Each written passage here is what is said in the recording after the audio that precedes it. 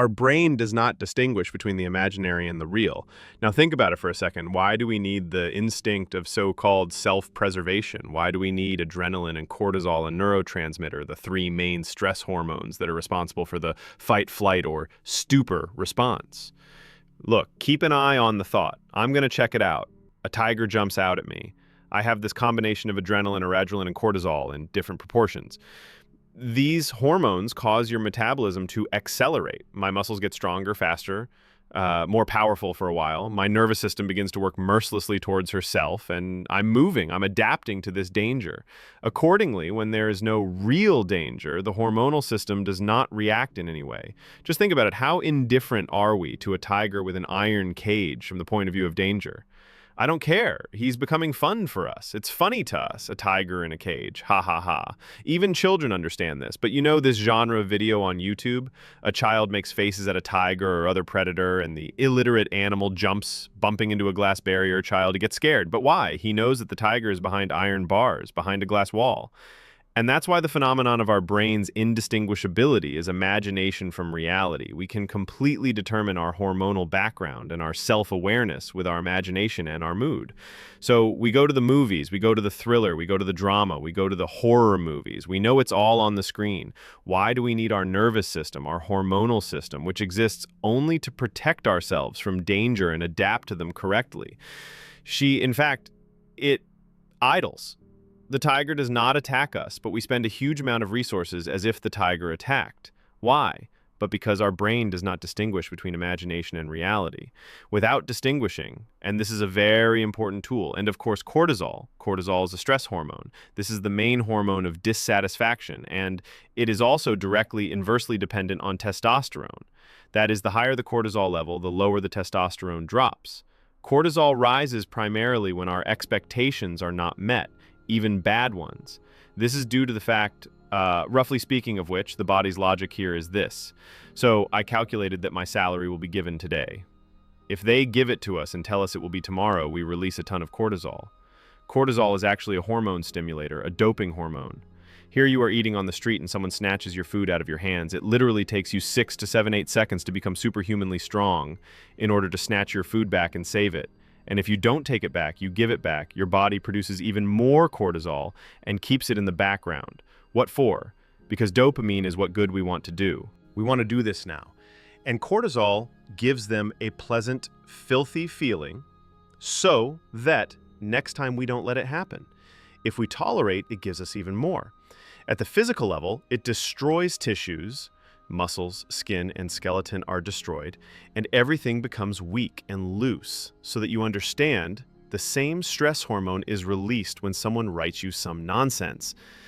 The boss goes, the wife gets in the way, and when you break bones, when you haven't eaten for a long time, you're tired and you're sick, the same thing stands out. The same thing performs the same functions. So you're sitting, you said to your friend, don't say that thing, it hurts me. He says it, cortisol was released. And you're not saying that I put up with it. Cortisol will be released even more. It will stand out even more. If you continue to destroy, you will physically destroy your heart, your organs, your muscles, your bones, your skin, your face. Your whole body as a system begins to collapse. Oh, and there's a difference here. Cortisol has a different effect on men and a different effect on women. Men should not stay in cortisol for a long time at all. That's why we have alcoholism and strong build-in. The chronic stresses of a poor standard of living lead to men falling apart. A man is generally not predisposed to prolonged stress, to peak and short ones. It's easier for a man to go through 5 days of combat than to sit at a job he doesn't like, live with a crazy dominant wife, and everything that goes with it, with this matrix lifestyle.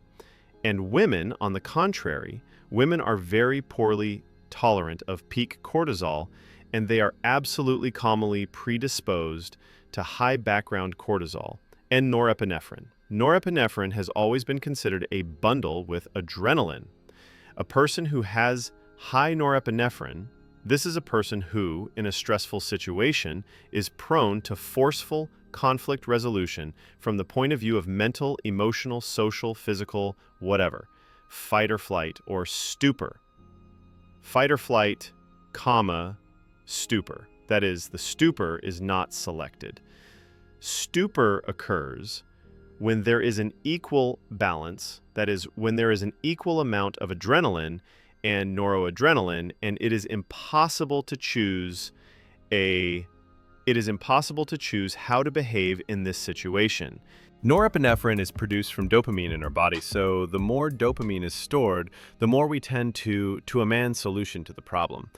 As I said before, yes, one of the best ways to release dopamine is through proper sexual abstinence, and, accordingly, a person who has accumulated, well, a large amount of healthy dopamine, he is inclined to stop being a coward, stop being patient, stop being a rag. It's a hormone that protects my borders. Norepinephrine mi trobama raguzza in nora sabatru rusona. For example, a man writes to me, Arsen, you're a fool. Don't broadcast live. If my adrenaline is high, I'll get scared and start making excuses. No, I'm doing the right thing. Look, you're wrong here, and if I'm walking down the street and some man says something nasty to me, I need to get out of here faster. That's bad. If I'm sitting in the audience, I'm a student, and the teacher starts publicly humiliating me and counting me down, I sit down and keep silent and try to huddle into a ball so that he doesn't say nasty things about me anymore.